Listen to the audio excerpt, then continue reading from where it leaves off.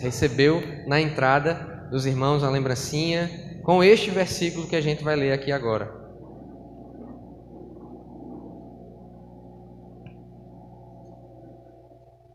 Mateus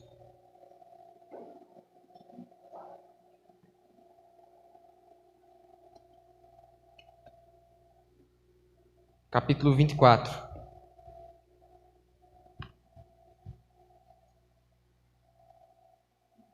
Nós vamos ler o versículo 9.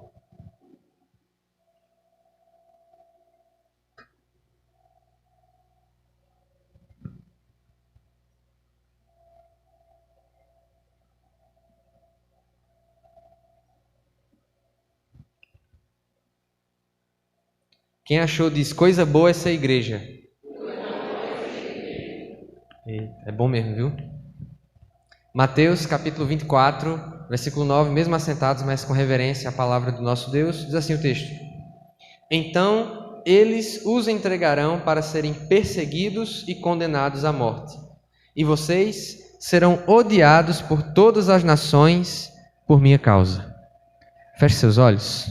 Vamos orar ao Senhor pedindo que Ele fale ao nosso coração dessa manhã. Deus, nós estamos aqui diante da Tua palavra, Deus, pedindo que nesses minutos em que iremos refletir a respeito do que ela tem para nossos corações, o Senhor possa ministrar, Deus, a nós. Ó Deus, que em primeiro lugar possamos compreender que não existe, biblicamente falando, uma igreja perseguida. Há igreja e onde ela está, ela é perseguida. Então que nós possamos, ó Deus, não apenas nos conscientizar como temos feito desde o início do culto, mas sobretudo colocar no nosso coração algumas perguntas que são necessárias e que precisam ser feitas. Abençoa teu povo, abençoa nossas vidas em nome de Jesus. Amém. Amém, meus irmãos. O título da mensagem de hoje é Os Odiados das Nações. Vamos ver isso? Os Odiados das Nações. Eu estava pensando, sobre aquele versículo que fala que Cristo é o desejado das nações, que menciona Cristo como desejado das nações. Sabemos que no grande dia povos de todas as línguas, tribos, raças e nações, elas se curvarão, elas adorarão a Jesus Cristo. Toda língua confessará, todo joelho se dobrará e dirá que Jesus Cristo é o Senhor. Isso é fato. Estávamos nesses dias num discipulado e a gente mencionava sobre essa expectativa, um discipulado sobre a volta de Cristo, e a gente menciona essa expectativa que deve ser, na verdade, recebida e crida em todos os seus aspectos. Jesus voltará tão certo como eu estou falando com você agora, tão certo como você está aqui, Jesus voltará. E todas as nações o servirão. Mas ao mesmo tempo em que Jesus é o desejado desses povos que estarão diante do Cordeiro, Ele é odiado pelas nações. Jesus, como Ele se apresentou, o Filho de Deus, soberano sobre todas as coisas, Ele é odiado pelas nações. As nações, elas querem um Jesus profeta. As nações, eles querem Jesus um mestre. As nações querem Jesus como um exemplo a ser seguido, mas Jesus é muito mais do que essas coisas, e por isso, quando Ele é apresentado dessa forma, Ele é odiado, e aqueles que o apresentam como tal, são odiados também, como o versículo que a gente acabou de ler, deixa muito claro. Esse versículo do capítulo 9 de Mateus faz parte, esse versículo 9 do capítulo 24, ele faz parte daquilo que a gente chama de o sermão escatológico de Jesus. É uma palavra que Jesus trouxe depois, aquela conversa bem tranquila. Você vem andando assim, o pessoal vem andando, os discípulos, Jesus, olha que pedras bonitas, vira o templo, um templo construído, na verdade reformado por Herodes. Jesus, olha que pedras magníficas, coisa de primeira. Eu sei, quando você chega aqui no templo, você vê, rapaz, que coisa linda, como mais ou menos quando você chegou, quando viu esse monte de gente. Coisa bonita. Que pedras formosas.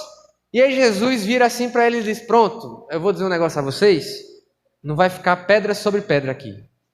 Ficar no chão. Nós estamos construindo um monte de casa lá atrás onde a gente mora. Primeira vez que eu vi, estava plano, no outro dia eu acordei, já estava um monte de coisa construída, Parece que construir é fácil, mas construir demora. Derrubar é que é fácil. Derrubar é simples demais. E Jesus disse, Não vai ficar pedra sobre pedra. E aí os discípulos ficam questionando nos versículos seguintes, então quais serão os sinais da tua vinda? Como é que a gente vai saber que o Senhor está prestes a voltar? E Jesus dá uma série de sinais, guerras, fomes, o surgimento de falsos profetas. Jesus fala sobre aquilo que na verdade acontece desde que ele ressuscitou. Falsos profetas, guerras, fomes, doenças, nação contra nação, reino contra reino, e junto a esses sinais, vocês serão presos, e as nações, como lemos aqui, as nações odiarão vocês por minha causa. Receba aí esse presente, receba aí esse aviso, você não sabia? As nações vos odiarão por minha causa. E alguém pode, então, já que há um contexto em que Jesus disse essa frase, já que há foi em uma realidade específica, alguém pode dizer, não, pastor, mas também o senhor quer sofrer? Me lembrei do meme do Ricardo lá, que era jogador do Santos. Ninguém me avisou que eu ia sofrer, disseram que ia só vitória, por que você está dizendo que a gente vai ser odiado, pastor? Isso, pastor, isso foi uma coisa que Jesus disse para os discípulos dele. O senhor tem que olhar o contexto, não é bem assim. Mas, meus irmãos, se você olha para esse texto e pensa assim, você desconsidera, até como foi mencionado aqui na escola bíblica dominical, toda a história da igreja. Não há uma geração de cristãos que possa ter dito assim, nós não fomos perseguidos. Então pensar que essa palavra que Jesus disse para os discípulos se aplica apenas a eles, é simplesmente fechar os olhos para a história da igreja. Em toda a geração da igreja, mesmo nos períodos em que ela esteve mais fria, mais afastada, mais institucionalizada, em todas as gerações, nesses 2000 anos de cristianismo, teve gente perseguida. Teve gente que foi tolhida na sua fé. Teve gente que foi, de alguma forma, por sistemas, por pessoas, por grupos, impedida em alguma forma em exercitar a sua fé. Perseguição é uma realidade de todos os dias da igreja do Senhor Jesus. Você pode falar de intensidade, você pode falar de níveis de perseguição, você pode falar de métodos de perseguição diferentes ao longo da história, mas a mecânica é a mesma, porque o ódio das nações para os cristãos é um dos sinais de que ele está próximo. O ódio que as nações têm em relação aos cristãos está elencado por Jesus como parte dos sinais de que ele vai voltar. Então, se você olha hoje e diz, meu Deus, 360 milhões de cristãos perseguidos de forma mais severa, porque há perseguições mais leves. O que significa? Significa que Jesus vai voltar. Então, se você, como nós, como qualquer um cristão que, sabendo dessas notícias, sabendo dessa perseguição, fica triste, fique triste. Chore, clame pela igreja perseguida, mas saiba que Jesus garantiu que isso aconteceria porque ele vai voltar. Porque ele vai vir estabelecer o seu reino. Ele vai vir a estabelecer justiça sobre toda a terra. Assim como os eventos anteriores que são mencionados por Jesus, fome, guerra, é necessário que o ódio aos cristãos, que o ódio ao povo de Deus aconteça. Agora eu quero falar sobre em que termos, aproveitando duas palavras que Jesus traz aqui, em que termos acontece esse ódio. Duas palavras chamam a atenção aqui e elas vão ajudar a gente a definir que tipo de ódio é esse. Primeiro é a palavra aqui, cadê? Então, eles entregarão e serão odiados, essa é a primeira palavra, e nações. Essas são duas palavras importantes nesse versículo, que quando a gente olha para o sentido original, a gente vai entender melhor o que significa. Odiados aqui é a palavra grega miseu, de onde vem, por exemplo, você já deve ter ouvido essa expressão, misoginia. Quem aqui já ouviu essa expressão? É o ódio, à mulher. É o sentimento de rejeição, de ódio, de repulsa à mulher. Vem dessa palavra, miseu. Então, como Jesus está definindo esse ódio das nações, é o seguinte, olha, as nações terão repulsa a vocês. As nações, elas terão a rejeição. Elas não é apenas uma discordância pequena de ideias. Tem gente que acha que a perseguição, não apenas nos países em que ela acontece de forma mais implacável, mas também nos lugares onde ela é mais leve, que ela é fruto de uma discordância. Não, eu tenho uma tese, o cristão tem a tese diferente, pensa diferente de mim e eu discordo dele. Não, não. O ódio trazido por Jesus é um ódio que divide, um ódio que separa, um ódio que diz, olha, eu estou aqui e os cristãos estão lá. Não à toa que, modernamente, as pessoas têm usado o termo misocristia para definir justamente essa postura do mundo de modo geral e até de outras religiões em relação ao cristianismo. Então, esse é o tipo de ódio, um ódio miseu, é um ódio que gera uma aversão. O mundo, as nações, de acordo com Jesus, elas terão aversão aos cristãos. Elas terão repulsa. Talvez se as nações pudessem, elas se livrariam dos cristãos. Elas inventam em muitas ocasiões as mais variadas formas de se verem livres daqueles que carregam o nome de Cristo. Eu disse que tem uma outra palavra aqui importante para a gente entender esse texto, e a outra palavra é nações. O termo para nações é etnos, de onde vem etnias. Jesus está dizendo que esta repulsa, esta rejeição, este senso de ódio em relação aos cristãos, ele parte de todas as etnias. Todos os povos odiarão. Porque Jesus mesmo falou que viria o fim quando todo o evangelho do reino fosse pregado a todas as nações. Então, quando o evangelho chega, a resposta quase que imediata onde o evangelho chega é o ódio. De todas as nações. De modo que você pode até olhar e dizer, a lista de perseguição, né, os 50 países, tem a Portas Abertas, tem uma lista de 50 países onde há a maior perseguição. Infelizmente temos alguns países na América.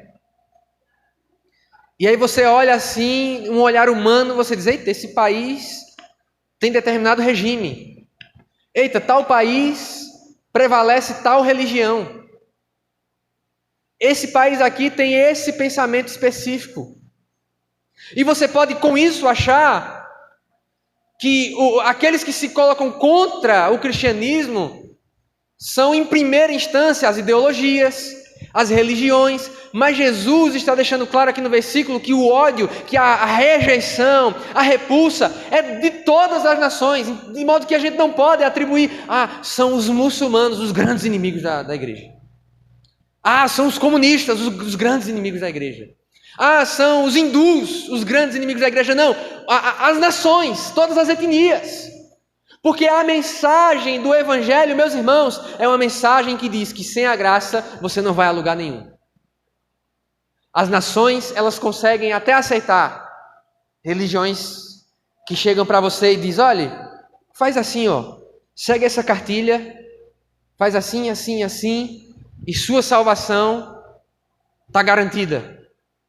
Mas a natureza humana, que faz parte da vida de todas as nações, que é uma regra para todo mundo, comunista, muçulmano, inclusive cristão, a natureza humana, ela não consegue aceitar uma mensagem que diz que você não é capaz de se salvar sozinho.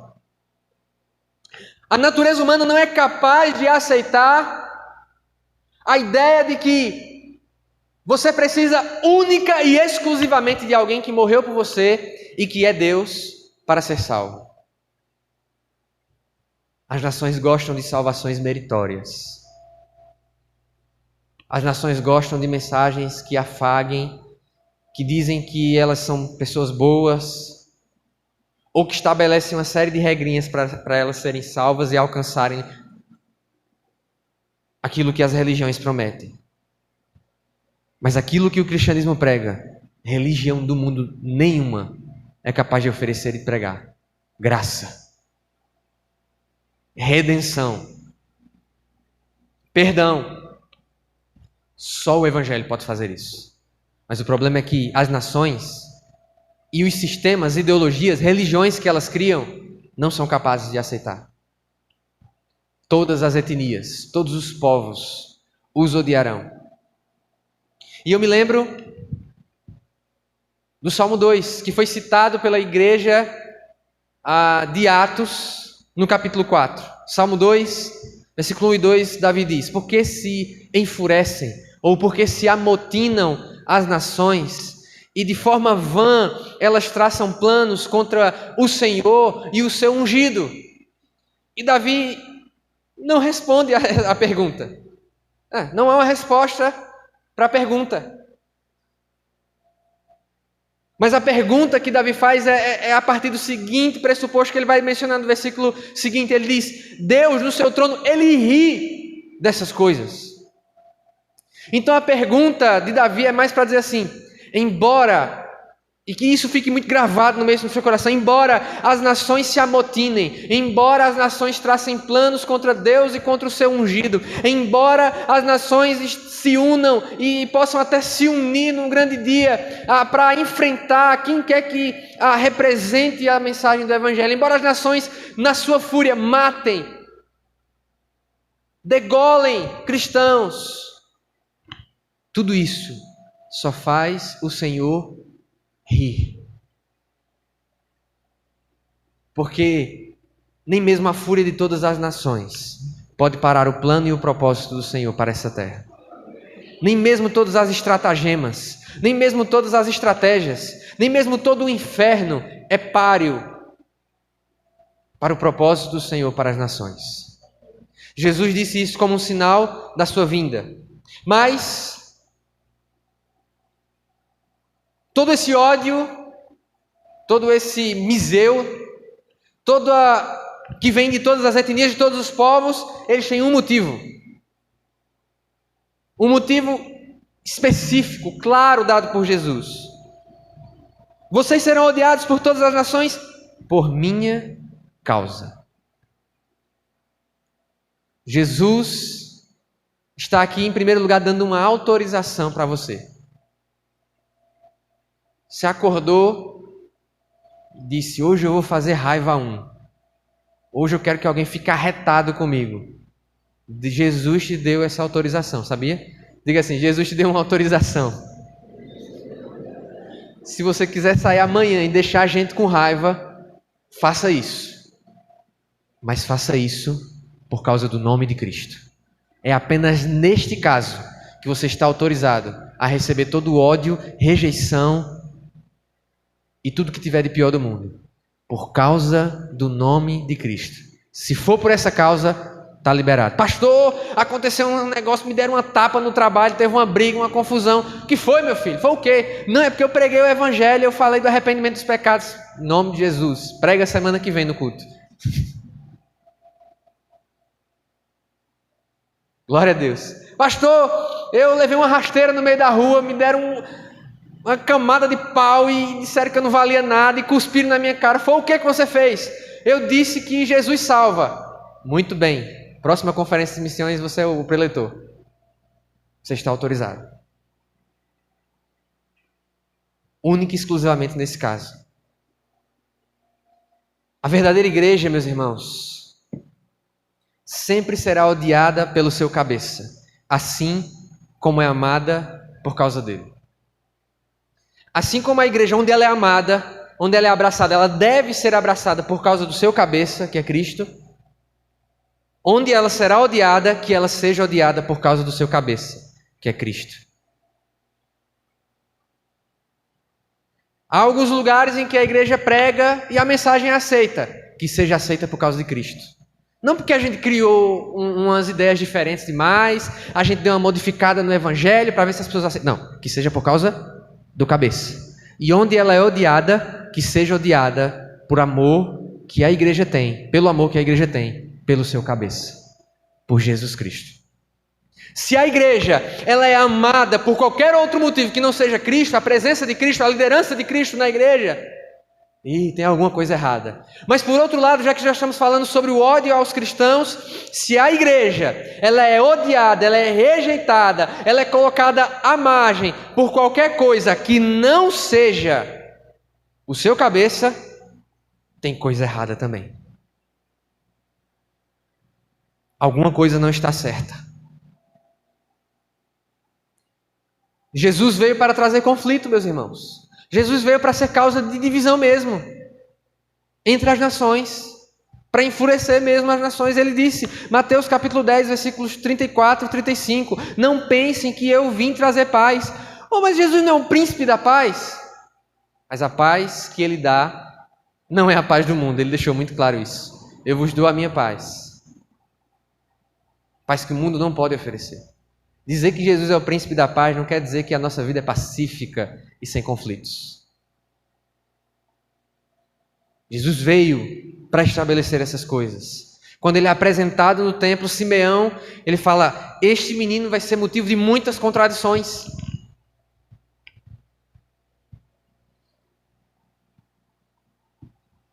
Mas eu queria que nós tivéssemos um olhar para a nossa realidade.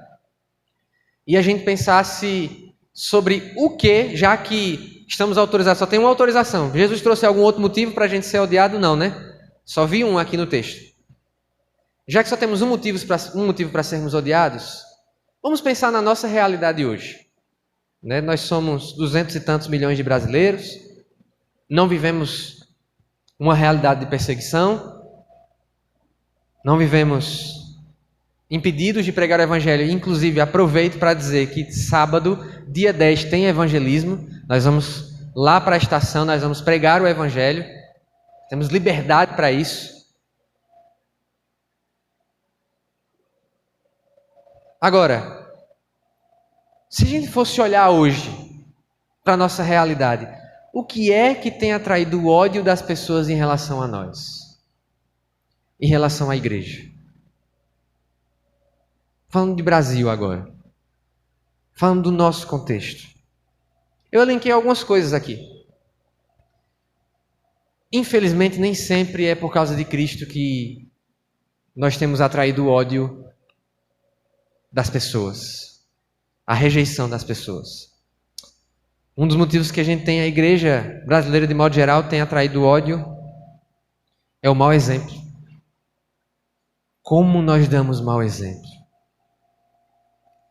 Como nós fazemos as coisas erradas. Meus irmãos, há determinados casos em que pessoas que não têm nenhum temor do Senhor, pessoas que elas batem no peito com orgulho e dizem: eu sou um ateu, eu sou um agnóstico. E moralmente, na sua vida civil, elas são infinitamente melhores do que aqueles que se declaram cristãos. Eu sei que Kevson me mandou e outra pessoa me mandou um vídeo.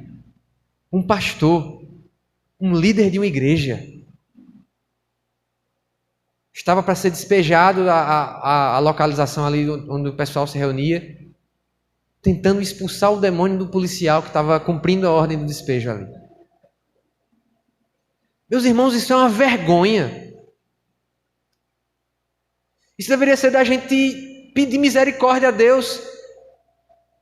É por isso que a gente atrai o ódio das pessoas, que a gente atrai o ódio do mundo, porque a gente não paga as contas. A gente não paga os impostos. Que a gente não faz como é para fazer. De modo que eu já ouvi, algumas vezes dentro da igreja, as pessoas dizendo: eu vou ter que pagar o imposto mesmo, vou ter que pagar, sei lá, o imposto de renda, o imposto da empresa, que eu sou um cristão. Você é cristão para pagar um imposto? É sério isso?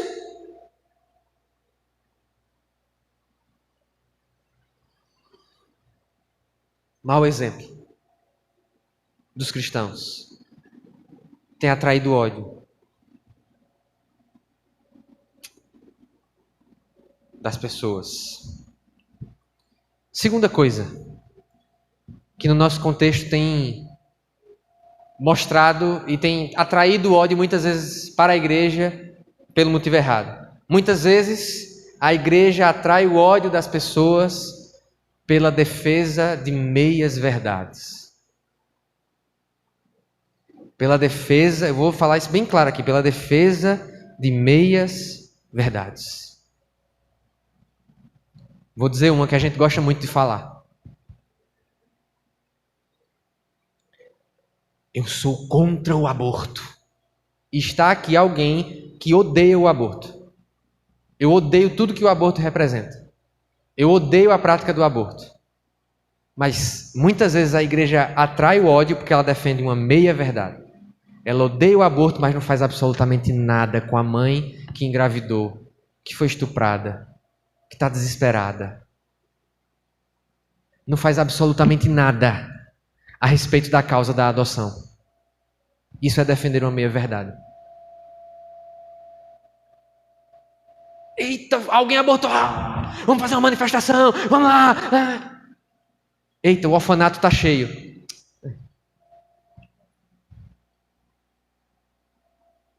Cristãos no nosso país têm atraído o ódio por defender meias-verdades. Sejamos cristãos em todas as pautas, meus irmãos. Sejamos crentes em todas as pautas, em todos os assuntos.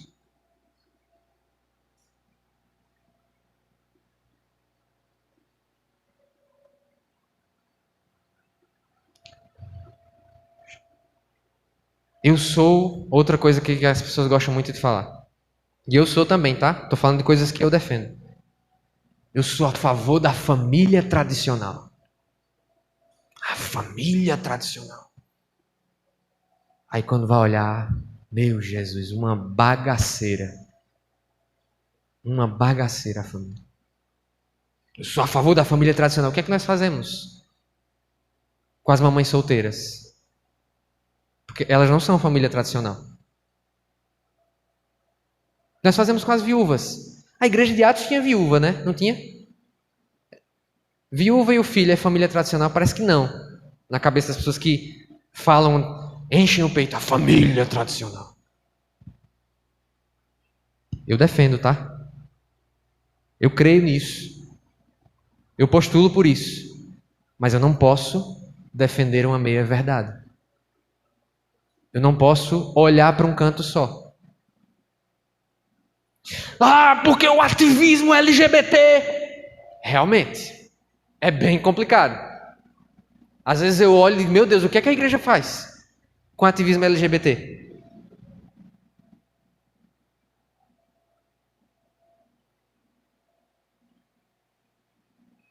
Mas o que nós fazemos quando um adolescente, um jovem, congrega conosco, é da nossa igreja, procura a gente como uma pessoa mais madura, uma pessoa mais sábia e diz, olha, eu tenho lutado contra atrações homoafetivas. A gente faz o quê? Piada. Que a gente é muito bom. Temos atraído ódio das pessoas por defender meias verdades. Temos atraído ódio das pessoas por questões políticas. Não é mais, eu não consigo conversar com fulano por causa da fé dele, que ele prega o evangelho, porque ensina, porque orienta. Não, é porque ele votou em alguém. Meus irmãos, isso é um absurdo. E por fim, temos atraído ódio por causa dos escândalos. E talvez esse seja o pior de tudo. Meus irmãos, o único lugar em que Deus autorizou a gente a atrair o ódio das pessoas é por sermos seguidores de Cristo. Está liberado. Seja bem odiado. Seja bem rejeitado. Mas por questões políticas. Por escândalos. Não, porque a igreja tal fez aquilo ali, pecado, acabou com a igreja. Aí está lá as pessoas, eu quero saber nada de igreja, olha o que é que os crentes estão fazendo. Jesus disse, ai daquele, Jesus disse, os escândalos virão, mas ai daquele por meio de quem vem os escândalos. Seria melhor que amarrasse uma pedra no pescoço e se atirasse no mar. Meus irmãos, eu não tenho medo de morrer, mas eu tenho medo de algumas formas de morte. E pensar numa pedra no meu pescoço, afundando no mar. Esse é um tipo de morte que eu vou confessar para você que eu tenho um medinho. Pequeno. Coisa pouca. Não tenho medo de morrer. Como Deus quiser que eu morra, eu morrerei. Mas alguns tipos de morte são punks. Jesus disse que é melhor uma pessoa fazer isso com ela mesma do que ser motivo de escândalo para outras pessoas. E a igreja tem atraído ódio por causa dos escândalos que se multiplicam. Maus frutos. Esse tipo de ódio, por esses motivos e qualquer outro que não seja o que Jesus está falando aqui, não serve para nada. Não agregará em nada. Não fará nada. Não mudará nada. Agora, se a igreja resolver assumir a sua posição e contra ela vier o ódio, nós estaremos no lugar correto. E o nosso desejo como Igreja do Nazareno para você é que nós estejamos no lugar correto. No lugar onde Deus espera que nós estejamos. Tenha suas convicções políticas. Defenda suas ideias. Mas nunca seja odiado por ninguém, a não ser por causa do seu cabeça. A não ser por causa do seu Jesus. Porque a palavra diz, naquilo que for possível, Hebreus capítulo 12, tenham paz com todas as pessoas. O que o texto deixa claro é que há casos em que não é possível ter paz com todas as pessoas. E que casos são esses? Quando eu prego o Evangelho, quando eu dou testemunho de Cristo, quando eu não me assento na roda dos escarnecedores, quando eu dou exemplo em tudo que eu faço, e eu atraio o ódio das pessoas, vai na fé. Porque esses outros que eu falei aqui, é um ódio, é uma rejeição que não vai servir para nada. E eu quero encerrar lendo um texto com você. 1 Pedro.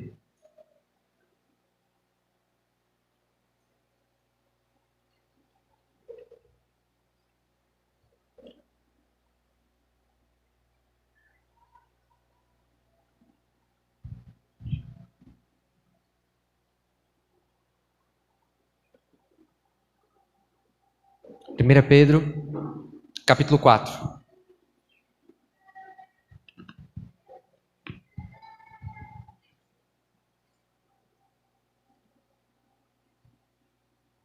Nós vamos ler a partir do versículo 12.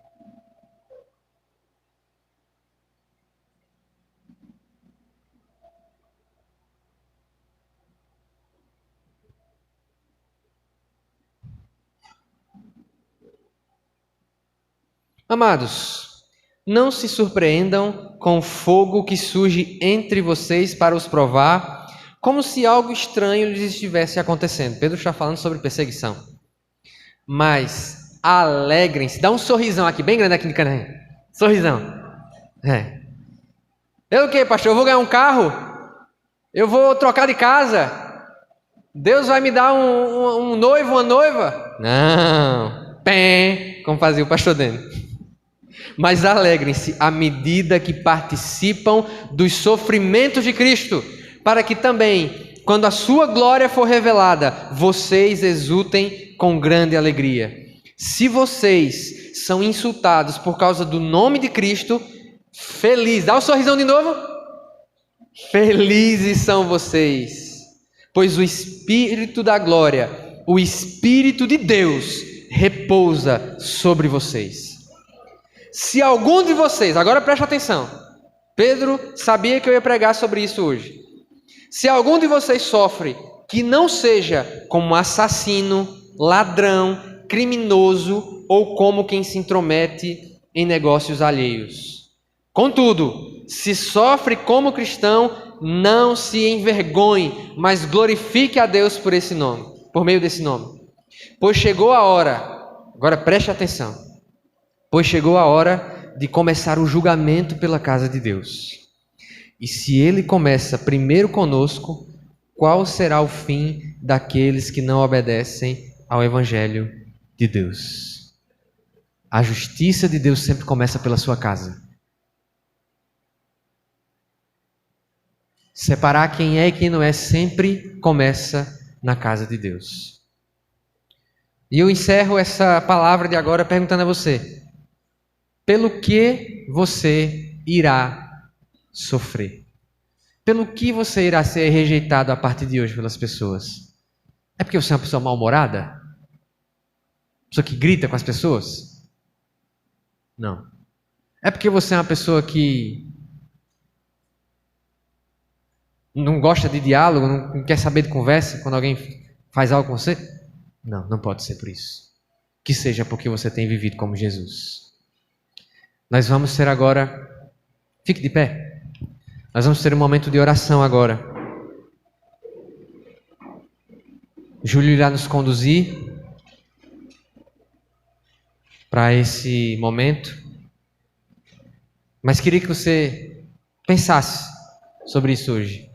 Pelo que, em que circunstâncias as pessoas me rejeitam ou elas abraçam aquilo que eu falo? Pense sobre isso.